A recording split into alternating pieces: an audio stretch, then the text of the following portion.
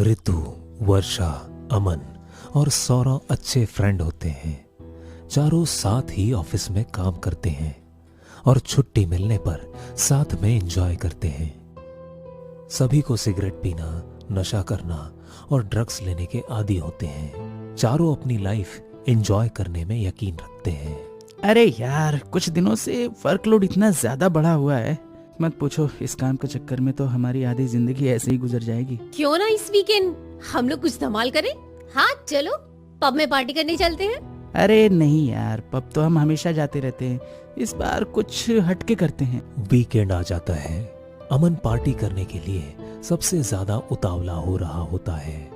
उसे नशा करने का बहुत शौक था और वो जब ऑफिस कामों से फ्री होता तो नशा करने लगता था। इस बार पार्टी करने के लिए मैंने पूरे कार की डिग्गी फुल करा रखी है। क्या यार अमन, तू भी ना इतनी शराब पिएगा तो क्या होगा तेरा?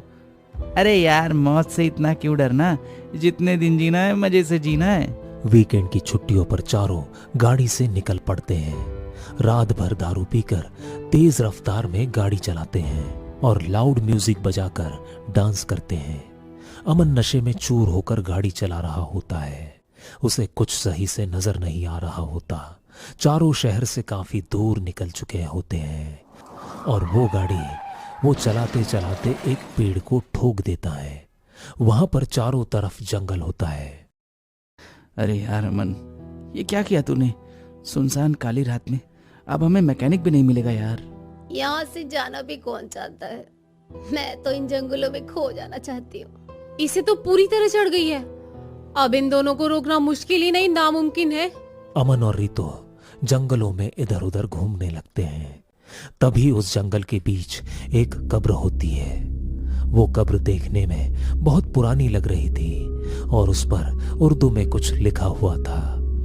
कब्र पर छोटी छोटी घास उग गई थी। अरे ये क्या चीज है? ओ भाई, तू कितने सालों से अंदर पड़ा है?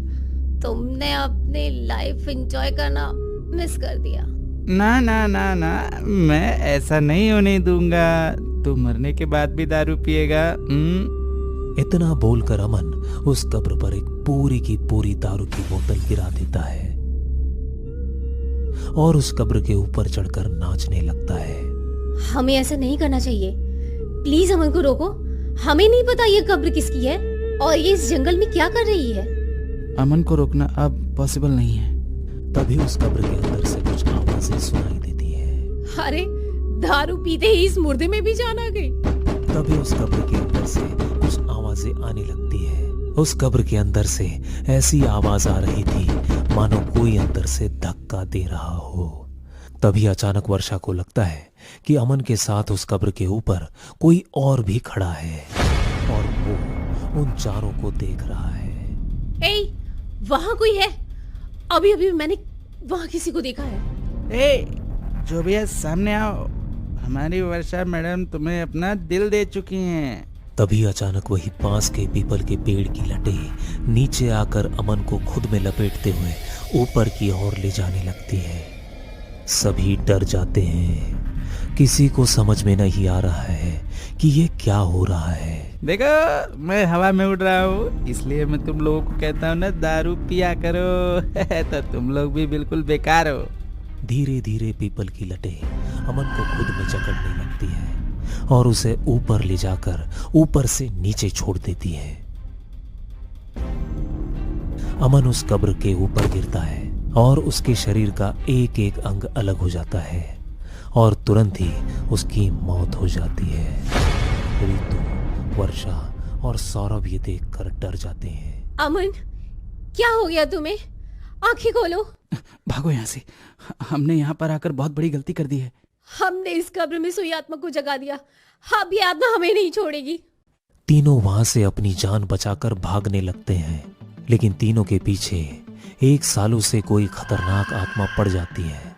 अचानक से वहां पर तेज हवा चलने लगती है और सारे पत्ते उड़ने लगते हैं। तीनों एक दूसरे से अलग हो जाते हैं। ऋतु नशे में भागते हुए उस कब्र के पास वापस पहुंच जाती है। अरे मैं वापस यहाँ कैसे पहुंच गई? तभी अचानक अमन के शरीर का बिखरा हुआ हिस्सा अचानक जुड़ने लगता है और वो किसी खूंखार प्राणी की तरह बन जाता है और वहां रितु के पीछे भागने लगता है। रितु वहां से अपनी जान बचाकर भागती है। अमन, होश में आओ, मैं तुम्हारी दोस्त रितु। अमन दौड़ते हुए रितु का गला पकड़ लेता है। अमन रितु का गला पकड़ते हुए उसे पेड़ के ऊपर टांग देता है और रितु की गर्दन एक नुकीली डाल में फंसा देता है। रितु का शरीर उस पेड़ से लटक जाता है और वहीं पर रितु की मौत हो जाती है। रितु के शरीर से खून बहते हुए नीचे की ओर गिरने लगता है। वर्षा जंगल में भागते भागते उसी पेड़ के नीचे पहुंच जाती है जहां पर रितु की लाश टंगी हुई होती है। सौरभ, रितु, कहाँ हो तुम दोनों? मुझे बहुत डर लग रहा है। तभी वर्षा के ऊपर खून की बूंदें टपकने लगती हैं। वर्षा खून की बूंदें देखकर ऊपर देखती है और वो रितु की लटकती लाश देखकर घबरा जाती है और चिल्लाने लगती है। रितु, तू भी अमन की तरह हम लोगों को छोड़कर चली गई। तभी अचानक रितु का पेड़ से लटका शरीर हिलने लगता है और उसकी लटकी गर्दन सीधी हो जाती है और वो अपने हाथ से पेड़ को पकड़ते हुए वहां से निकल जाती है। वर्षा ये देखकर बुरी तरह घबरा जाती है और वो वहां से भागने लगती है। भागते हुए वो सौरभ से टकरा जाती है। अच्छा हुआ सौरभ, तुम मिल गए। रितु, उस आत्मा ने रितु को भी नहीं छोड़ा। हम सब मारे जाएंगे। हमें यहाँ आना ही नहीं चाहिए था। चलो भागो यहाँ से, मैंने यहाँ से निकलने का रास्ता देख लिया है, चलो मेरे साथ। मैं मरना नहीं चाहती, मुझे यहाँ से बाहर निकलना है।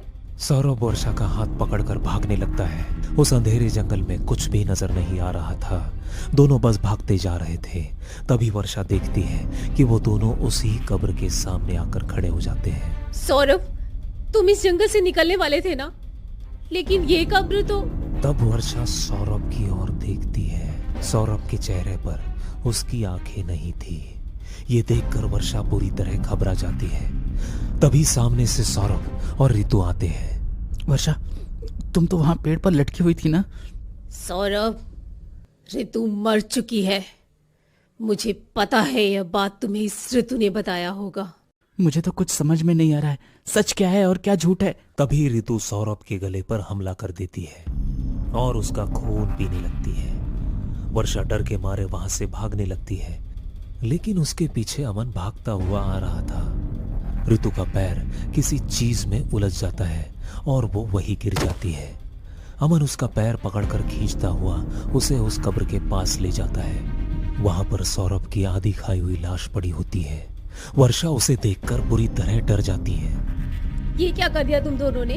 हम तीनों दोस्त थे ना, और आज तीनों एक दूसरे के जान के पीछे पड़े हैं। तभी सौरभ उठकर खड़ा हो जाता है और वहीं वर्षा के बाल पकड़कर उसे उस कब्र के अंदर डाल देता है।